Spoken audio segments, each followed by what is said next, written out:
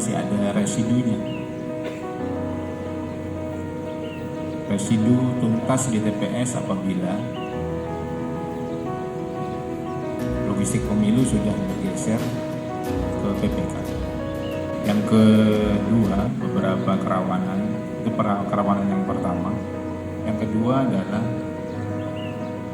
dari siang sampai sore kemarin ada beberapa euforia masyarakat terkait dengan penghitungan, tapi bukan dari Pilpres, namun dari Pileg. Ada beberapa calon legislatif yang mengklaim dirinya sudah terpilih melaksanakan pawai keliling kota.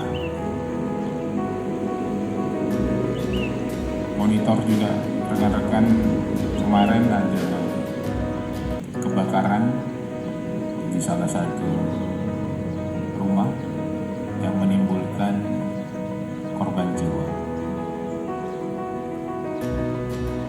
Berdasarkan kerawanan itu, kita simpulkan bahwa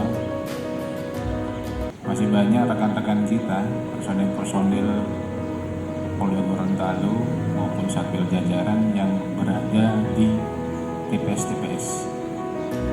Ada juga yang sudah di PPK.